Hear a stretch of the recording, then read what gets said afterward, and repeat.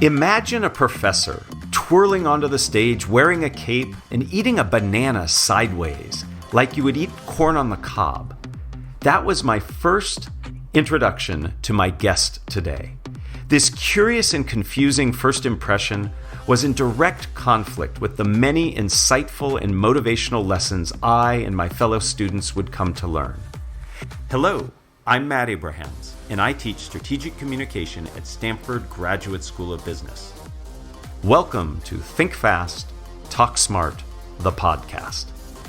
I am incredibly excited and honored to chat with Philip Zimbardo, my former teacher and mentor. Dr. Z, as we call him, is a professor emeritus of psychology at Stanford. Beyond being an incredibly popular professor, Dr. Z was the host of the PBS documentary Discovering Psychology and the author of many books, including The Lucifer Effect, The Time Paradox, and his latest, Zimbardo, My Life Revealed. Dr. Z spends a lot of time with his philanthropic organization, the Hero Imagination Project. Welcome, Dr. Z. Thanks for being here. I am super excited to reconnect with you and once again learn from you. Thank you, Matt, for inviting me. I'm excited to share my ideas with you and your ever-expanding audience. Let's get started. You are best known for your research on prisons and prisoners. The Stanford Prison Experiment brought both insights and criticisms.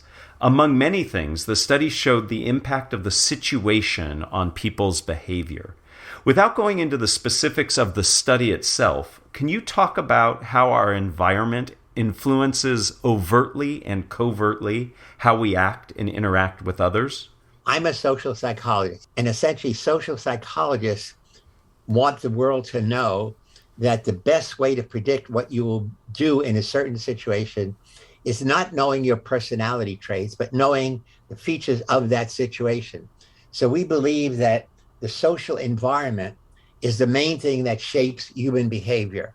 And it comes to dominate personality. And that's what the prison study showed. We gave all applicants personality tests, and we want to predict which people who were most sociopathic on the personality test behaved most cruelly as guards.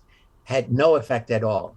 It was whether you were a prisoner or whether you were a guard, whether you were on the late night shift where you thought nobody was observing you, or you're on the day shift. So essentially, social psychologists believe that if we want to understand our own behavior and the behavior of others, that the first thing we have to ask or notice is, what is the situation in which they are performing, in which they are behaving? And then we want to know as much about the situation as possible. So it sounds to me that being aware of your situation can give you insight into why you might be behaving a certain way. And secondly, if you were to make some adjustments and alterations to the situation, you could affect other people's behavior. Is that true? Absolutely true. Yeah, you want to understand how the situation affects you, and then you want to undo the negatives of that situation so that you're more effective. And also you want to undo it for other people. For a while, you studied what you called time perspective, how people are oriented and relate to time, past, present, and future. On this podcast, we have often discussed how adopting a present-oriented focus can help with reduced communication anxiety and increased connection with others. Do you have thoughts on how to adjust and adapt our time perspectives? Oh, yeah. So again, out of the prison study, I started to study time perspective, because time got distorted. It was the basement of the psychology department. There were no windows. Early on, I said, nobody's allowed to wear wristwatches. There are no clocks. So our time got distorted. We were in this dark basement. We each spent, 10 or 12 hours there. But it got to be that each guard shift felt like a day rather than 8 hours. And our time got really distorted. So at the end of the study, I began to think about the psychology of time, how we partition our experiences, the events in our life, into categories. When we think back to the past, what do we remember? The good old days or the negatives? When we think about the future, is it filled with hope or filled with anxiety?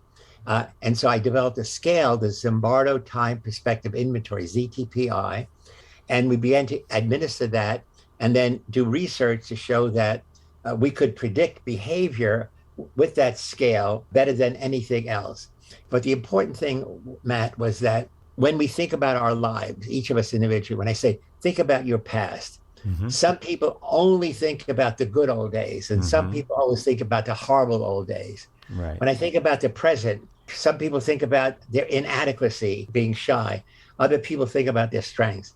When I ask you, think about your future, about tomorrow, next year, some people become anxious that I don't think I'm going to be able to fulfill my promise. Other people are excited that there's going to be a better tomorrow, even though today is not that good. So we can categorize people into these different time zones and then make predictions about how they will behave. But we could also give them advice about how to reduce future anxiety and promote future hope, how to promote present hedonism, enjoying life, rather than present fatalism. When I ask you about the past, I remember the good old times and not the bad old times. And when you do that, we could have a bigger impact on your behavior moving in a positive direction than anything else I've ever done. Can I ask you, Dr. Zia, to give us an example of what is something you would suggest people do to become more present hedonistic, for example, if they're future fatalistic? Yeah, so think about your favorite food. Think about your favorite friend. Think about your favorite activity. So it's all getting people to play out what are all the things they like to do between A and B. What is your ideal lifestyle in a sense? And then secondly is, do you like new things or old things? Do you like familiar things or novel things? And we try to then push you with suggestions, with recommendations. To be present hedonist means that you enjoy things that are new, things that are different, things that are exciting. You prefer new rather than familiar. So it sounds like you're encouraging people to really think about the things that are important to them in the moment, and that in essence distracts them or takes their attention away from thinking about those things in the future. Yeah, so it's once you're stabilized in the present, then you can begin to say, the best is yet to come. Start from a good, solid foundation in the here and now.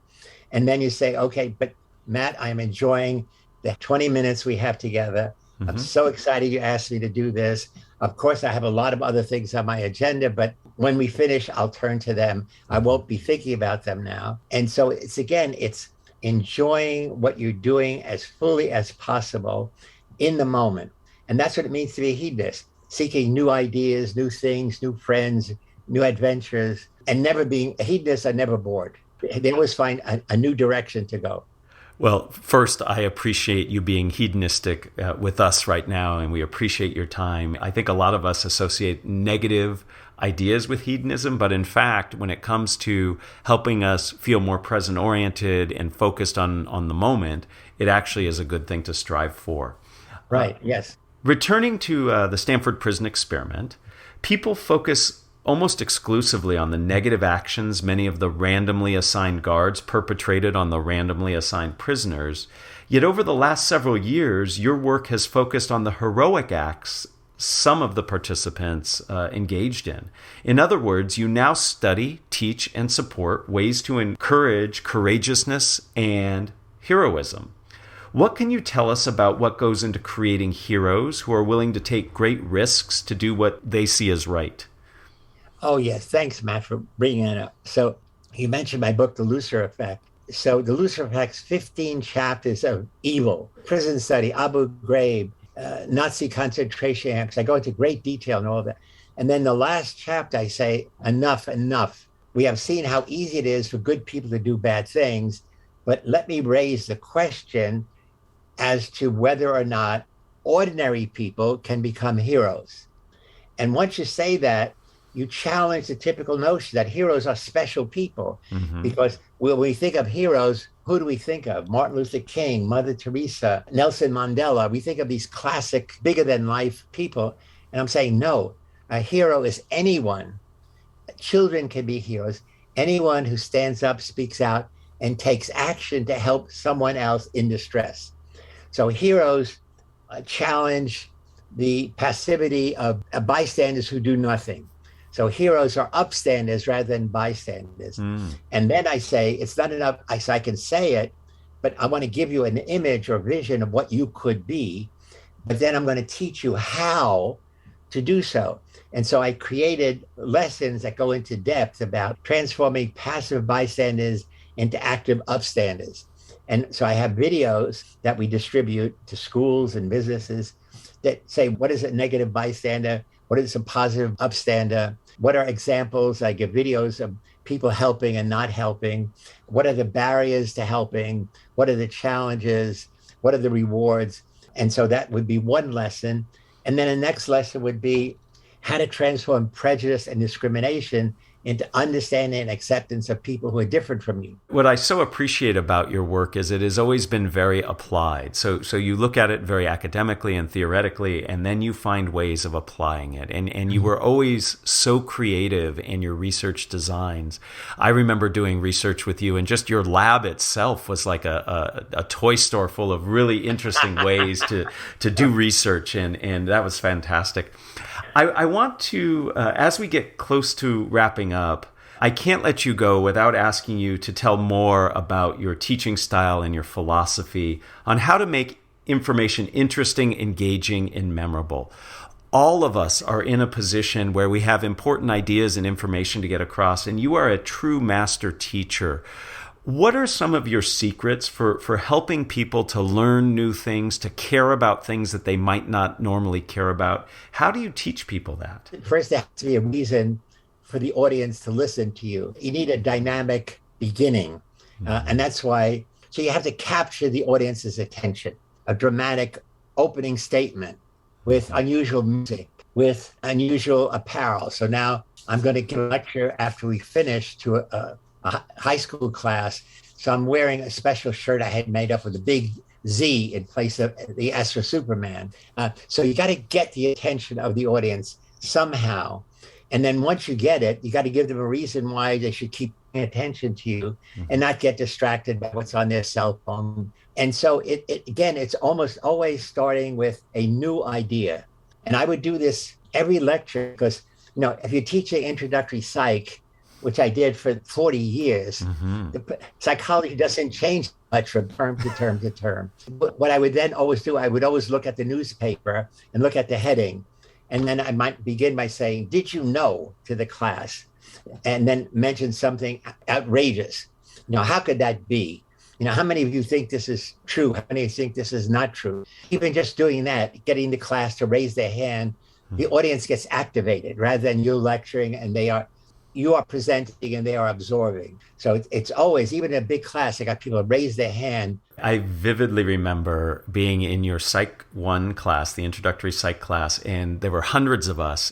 You taught us about hypnotism, but then you actually had us walk through a hypnotism drill where the person sitting next to me actually was swatting at imaginary flies as a result. So again, part of what I hear you saying is it's not just about the information, it's about the experience and how that experience is made engaging and relevant.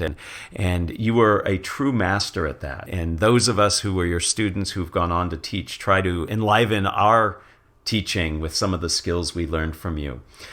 Before we end, go ahead, please. Okay, good. Thanks. The idea is your audience is giving you a chunk of time, and time is really a precious commodity.